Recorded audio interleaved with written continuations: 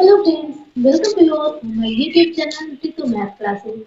So as you all know, in previous class I taught you about the some application of trigonometry जिसमें मैंने आपको basic concept सिखाए थे trigonometry के और उसके साथ ही साथ कुछ एग्जाम्पल के थ्रू मैंने आपको एक्सप्लेन किया था। और मैंने उसके साथ ही साथ आपको बोला था कि आप एक्सरसाइज की क्वेश्चन सॉल्व करिएगा। जो क्वेश्चन नहीं सॉल्व होगा आप मुझसे कमेंट से पूछ सकते हैं। तो आज मैं कुछ और एक्सरसाइज की क्वेश्चन करा देती हूँ बिकॉज यहाँ पर सिर्फ एक ही एक्सरसाइज है दैट इज 9.1। तो मैंने 2 कराए थे, बाकी के मैं कुछ आज करा दूंगी और जो मैं नहीं कराती that is very simple. I know आप सब उसको सॉल्व कर सकते हैं, तो उसको सॉल्व करिएगा। अगर किसी में प्रॉब्लम होता है तो आप कमेंट करके पूछ सकते हैं। तो वीडियो स्टार्ट करने से पहले मैं बताना चाहती हूँ फिर से वही चीजें कि अगर आप मेरे चैनल पर नए हैं तो प्लीज चैनल को सब्सक्राइब कर लीजिए और बेल आइकन को प्रेस कर दीजिए जिससे कि मेरे हर वीडियो के नोटिफिकेशन आपको टाइमली मिलते रहे। तो चलिए अब आज की क्लास स्टार्ट करते हैं।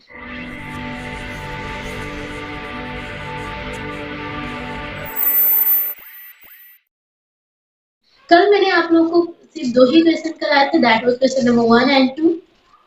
Question 3, 4, 5 are very easy. Now I am going to take question number 6 और क्वेश्चन को मैं रीड करूंगी by the book. I know you all have NCERT book and you can get the question by your book. तो question number 6 इसमें है क्या, that a 1.5 meter tall boy is standing at some distance from 30 meter tall building। तो यहाँ पर बात हो रही है, ये है क्वेश्चन नंबर 6। एक बॉय है जिसकी हाइट कितनी दी हुई है 1.5 मीटर, ये एक बॉय है, ठीक। इसकी हाइट आपको दे दी गई। ये एक बिल्डिंग है जो कि है 30 मीटर। बिल्डिंग से कुछ डिस्टेंस पर ये बॉय खड़ा हुआ है। इसके आगे आपको बताया जा रहा है कि the angle of elevation from his eyes to the top of the building increases from 30 to 60। Angle of elevation दिया हुआ है that is means bottom to top वो देख रहा है। हॉरिजॉन्टल जो लेवल है उससे ऊपर एंगल फॉर्म हो रहा है। तो यहाँ पर ये खड़ा हुआ है, तो ये बिल्डिंग में से कुछ हाइट इसकी भी कट होएगी क्योंकि बिल्डिंग यहाँ से स्टार्ट हुई है बट इसमें इसकी हाइट भी ऐड हो गई है। तो इस ये यहाँ से बिल्डिंग के टॉप पर देख रहा है और एंगल बन रहा है 30 डिग्री का एंड 60 डिग्री का। 2 एंगल फॉर्म हो रहा है। अब ये इसकी हाइट है और ये टोटल बिल्डिंग की लेंथ है। ओके, और इसका नेम लिख लीजिए आप ए बी सी डी। में आपको फाइंड क्या करना है कि ही वॉक टुवर्ड द बिल्डिंग, यहाँ से वो बिल्डिंग की ओर जाता है। Find the distance he walk toward the building. अब ये यहाँ से लेके यहाँ तक जब वो जाता है तो 60 डिग्री का एंगल फॉर्म होता है। तो इन दोनों के बीच का ही आपको डिस्टेंस निकालना है। पहले तो आप देख लीजिए, आपको ये जो बिल्डिंग है इसकी लेंथ फाइंड कर लीजिए। बिल्डिंग क्या है डी सी और डी सी टोटल ये है 30 मीटर, ठीक। इसमें से हमें डीसी की लेंथ चाहिए, वो कैसे निकलेगा जब हम पर्सन की लेंथ उसमें से सब्ट्रैक्ट कर देंगे। तो डीसी इक्वल टू क्या आ जाएगा 30 माइनस 1.5 और 30 में से इसको सब्ट्रैक्ट करेंगे तो आपको मिलेगा 28.5 मीटर। तो इतनी लेंथ आई 28.5 मीटर। अब आप इसमें ट्रिग्नोमेट्रिक रेशियो अप्लाई करेंगे। कैसे अप्लाई करेंगे, पहले तो ये वाला ट्रायंगल ले लीजिए that is BDC in triangle BDC. तो यहाँ पर आप देखिए आपको क्या दिया हुआ है, ये परपेंडिकुलर दिया हुआ है, बेस निकालना और परपेंडिकुलर बेस को लेकर कौन सा ट्रिग्नोमेट्रिक रेशियो होता है दैट इज tan। ओके, ये मैंने कल की वीडियो में एक्सप्लेन किया था। अगर आपने वो वीडियो नहीं देखा है तो प्लीज उसको जरूर देखिएगा, लिंक आपको डिस्क्रिप्शन बॉक्स में मिल जाएगा। तो यहाँ से हम tan वाला अप्लाई करते हैं ratio, tan 60 degree is equal to perpendicular is 30 that is DC not 30 28.5 DC upon BC। तो tan 60 की वैल्यू √3, DC कितना दिया हुआ है 28.5 अपॉन BC वी डिडेंट ना, तो इसको एज इट इज लिख लेंगे। अब 28.5 ये 0.5 में है तो मे बी ये डिफिकल्ट थोड़ा हो क्वेश्चन सॉल्व करने में, तो इसको हम लिख सकते हैं 57/2 और इसको जब आप सॉल्व करेंगे तो फिर से आपको 28.5 मिलेगा। तो हम 28.5 की जगह पे 57/2 लिख लेते हैं। तो यहाँ से क्या हो जाएगा, BC आप इधर कर दीजिए, ये आ जाएगा 57/2 √3। अब ये तो लेंथ आई सिर्फ इतने की, दैट इज BC, ये 57/2√3। अब हम बड़ा वाला ट्रायंगल लेते हैं, तो ये क्या है, इधर मैं सॉल्व करके आपको दिखाती हूँ। इन ट्रायंगल ADC, अब ADC में क्या है, यहाँ पर आपको एंगल दिया हुआ है 30 डिग्री का, उसके साथ ही साथ आपको परपेंडिकुलर दिया हुआ है। हमें निकालना क्या है, बेस। यहाँ क्या लिखेंगे आप, tan 30 degree is equal to DC upon base क्या है, AC, टोटल बेस। अब tan 30 डिग्री की वैल्यू होती है 1/√3, DC है आपका 28.5, और AC को क्या हम लिख सकते हैं, AB प्लस BC, क्योंकि दोनों को ऐड करने पर कौन सी लाइन बन रही है, AC, तो हम इसको लिख सकते हैं AB प्लस BC। इसमें तो कोई दिक्कत आप लोग को नहीं होनी चाहिए। अब क्या करेंगे आप, आपको यहाँ पर आपने फाइंड किया है BC की वैल्यू, दैट इज 57/2√3, तो ये BC की वैल्यू आप यहाँ पर पुट कर सकते हैं।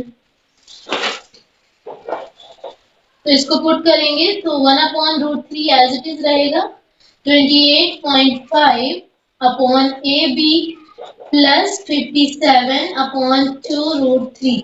अब इसको जब आप सॉल्व करेंगे तो AB की लेंथ आएगी 19√3 मीटर। और इस तरीके से आपको पता चल गया कि ये जो बॉय था ये BC वाले रोड पर कितने स्टेप टूवर्ड गया, तो ये 19√3 मीटर आगे गया था। So now I am going to explain question number 8। तो फ्रेंड्स क्वेश्चन नंबर 8 जो है आपका, कि इसमें एक बताया जा रहा है, एक स्टैचू है जो 1.6 मीटर टॉल है और ये एक पेडेस्टल पर रखा हुआ है स्टैचू, तो इसकी लेंथ दी हुई है 1.6 मीटर।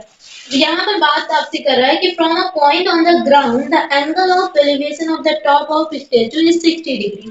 तो यहाँ से एक कोई एंगल फॉर्म हो रहा है एलिवेशन का, और इस स्टैचू के टॉप पर जो कि है कितने डिग्री का, 60 डिग्री का। इसके साथ ही साथ आपको बोला जा रहा है कि from the same point the angle of elevation of the top of pedestal is 45 degree. तो इसी पॉइंट से यहाँ का एंगल जो फॉर्म हो रहा है दैट इज 45 डिग्री, और ये है आपका पेडेस्टल। ओके, अब यहाँ पर आपसे इसी पेडेस्टल की हाइट पूछी जा रही, अब हम इसका नेम कर देते हैं ABCD। यहाँ पर भी देखिए दो ट्रायंगल फॉर्म हो रहा है, जैसे अभी हमने प्रीवियस वाले क्वेश्चन में किया था। First we have to take this short वाला ट्रायंगल जो कि क्या है आपका ACB। तो इसमें क्या है आपका, इन ट्रायंगल ACB आप फिर से वही tan वाला ही अप्लाई करेंगे, क्योंकि आपको परपेंडिकुलर और बेस के बारे में बात हो रही है। तो यहाँ से tan 45 डिग्री हो रहा है is equal to CB upon AB। ठीक है, ये जो लेंथ है और ये परपेंडिकुलर अपॉन क्या हो गया, बेस हो गया। tan 45 1 होता है, CB अपॉन AB। अब यहाँ से आप क्या कह सकते हैं, that CB is equal to AB। एक यहाँ से इक्वेशन फॉर्म हो गया। अब बड़ा वाला ट्रायंगल ले लीजिए, that is in triangle ADB। इसमें भी आप tan वाला ही अप्लाई करेंगे, क्योंकि परपेंडिकुलर और बेस की बात हो रही है। तो यहाँ से क्या हो जाएगा, tan 60 degree is equal to C plus CB। इसको लिख सकते हैं क्योंकि ये पूरे लेंथ की बात हो रही है, पूरे परपेंडिकुलर की, जो कि 2 पार्ट में डिवाइड है, DC एंड CB, जिसमें से DC की लेंथ दी हुई है, that is why we can break it and then we will write. तो you can write here DC plus CB upon AB। tan 60 की वैल्यू क्या होती है, √3, DC क्या है यहाँ पर 1.6 प्लस CB, और नीचे भी आपका आ गया AB। अब यहाँ पर क्या कर सकते हैं, इसको सॉल्व कर लीजिए, इसको क्रॉस मल्टीप्लाई करेंगे तो ये हो जाएगा AB √3 is equal to 1.6 plus AB को इधर ले आएंगे तो AB √3 minus AB is equal to 1.6, इतना हुआ आपका। अब यहाँ से AB कॉमन ले लेंगे तो ये हो जाएगा √3 minus 1 is equal to 1.6। Now अब और सॉल्व करेंगे तो AB इज इक्वल टू क्या आएगा, 1.6 अपॉन √3 माइनस 1। अब आपको इसको √3 माइनस 1 सॉल्व नहीं कर सकते, तो इसको हम क्या करेंगे, √3 प्लस 1 से मल्टीप्लाई कर देंगे और डिवाइड भी कर देंगे, इसका परमीकरण कर देंगे। अब जब आप इसको मल्टीप्लाई करेंगे तो ऊपर तो आपका 1.6 √3 प्लस 1 आएगा, और नीचे आपका √3 माइनस 1 √3 प्लस 1, एक माइनस में एक प्लस में है, तो यहाँ पर कौन सा आपका वो थ्योरम लग जाएगा, A plus B A minus B, that is A square minus B square. A square means 3 का स्क्वायर, तो वो आपका √3 का स्क्वायर 3 आएगा, एंड 1 का square that will be 1, then 3 minus 1 you will get here 2। 1.6 को जब आप 2 से कट करेंगे इट विल बी 0.8, और आपका आंसर आ गया 0.8 in the bracket √3 plus 1 metre. यहाँ क्वेश्चन में आपसे सी बी पूछा जा रहा था, दैट हाइट ऑफ पेडेस्टल। हमने यहाँ पे निकाला क्या है, इसको सॉल्व करने के बाद A B is equal to आया 0.8 in the bracket √3 plus 1 metre. And यहाँ पर एक केस मैंने आपको प्रूव करके दिखाया था कि जो भी आपका ए बी होगा वही सी बी होगा, या जो सी बी होगा वही आपका ए बी होगा। तो you can right the length of this pedestal is 0.8 in the bracket √3 plus 1 meter. Got it? So by this way you can solve any question. बस आपको ध्यान रखना है कि कहाँ पे कौन सा ट्रिग्नोमेट्री रेशियो अप्लाई करना है। अब चलिए हम नेक्स्ट क्वेश्चन देखते हैं। Friends, here I have taken question number 9, that is the angle of elevation of the top of building from the foot of the tower is 30 degree. तो यहाँ पर एक बिल्डिंग की बात हो रही है और एक टावर की बात हो रही है, दो चीजों की बात हो रही है। तो ये मैंने बिल्डिंग ड्रॉ कर दी, दूसरी टावर। कह रहा है यहाँ पे कि from the foot of the tower, जो टावर है इसके फुट से एंगल फॉर्म हो रहा है कितने डिग्री का, ये एंगल हो गया 30 डिग्री। और आपको बोला जा रहा है कि and the angle of elevation of the top of the tower from the foot of the building is 60 degree. तो टावर के टॉप से और बिल्डिंग के फुट तक की एंगल जो फॉर्म हो रही है दैट इज 60 डिग्री। तो कुछ इस तरीके से आपका इमेज बना। इसके साथ ही आपको बताया जा रहा है कि जो टावर है इसकी हाइट 50 मीटर है। तो टावर की हाइट आपको दी हुई है that is 50 metre. You have to find here height of building. तो इसकी हाइट आपको निकालनी है। तो हम इसका नामकरण कर देते हैं ए बी सी डी। हमें ये साइड पता है, ये वाला परपेंडिकुलर निकालना है। तो इसमें क्या करेंगे आप, सबसे पहले Here again we have two triangle, एक तो है ACB, दूसरा क्या है ABD। तो पहले इस वाले को ले लेते हैं फिर इसको लेते हैं। जब आप इस वाले ट्रायंगल को लेंगे तो यहाँ पर आपको बन रहा है इन ट्रायंगल ACB तो यहाँ पर आप देखिए ये परपेंडिकुलर आपको दिया हुआ है।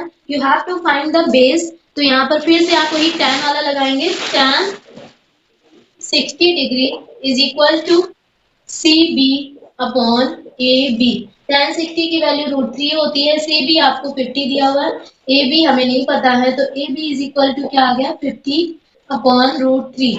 अब दूसरे वाले ट्रायंगल को आप लेंगे in triangle ADB।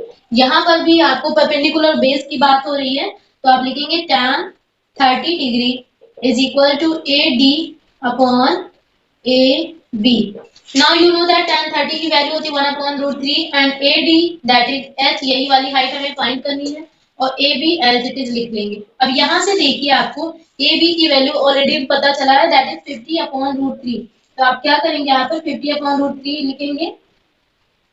AB is equal to h √3, AB है 50 upon √3 is equal to h √3। इस √3 का इधर मल्टीप्लाई कर देंगे, 50 is equal to h multiply by 3। अब h क्या हो गया 50 अपॉन 3।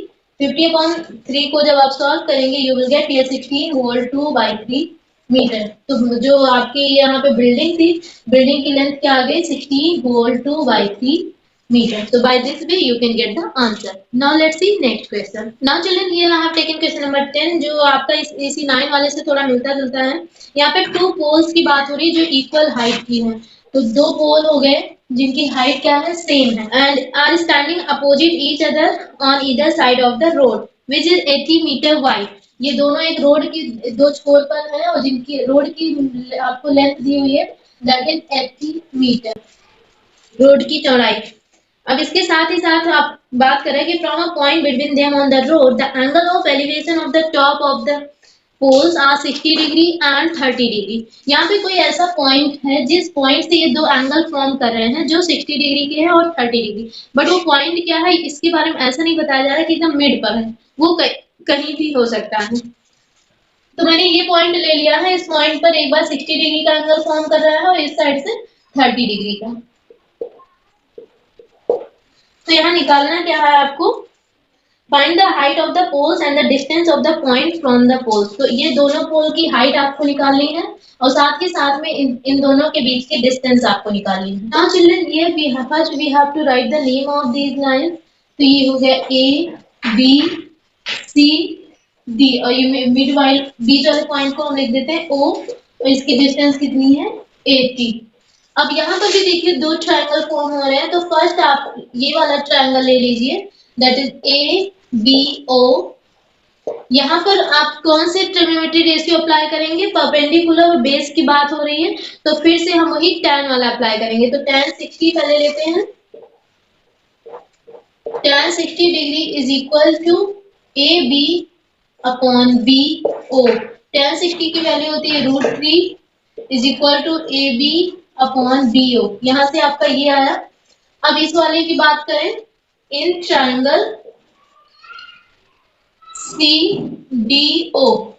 अब इस वाले की बात हो रही है तो यहाँ पर tan 30 डिग्री क्या आपको पता चला है, tan 30 is equal to C D upon D O. अब आप बताइए डी ओ को क्या हम लिख सकते हैं 80 माइनस बी ओ, क्योंकि जो बी ओ की लेंथ होगी, टोटल लेंथ है 80, इसमें से बी ओ को सब्ट्रैक्ट कर देंगे तो हमें सी डी ओ डी पता चल जाएगा। तो यहाँ से आप लिख सकते हैं 1/√3, ये एज इट इज रहेगा, C D upon D O को 80 माइनस बी ओ।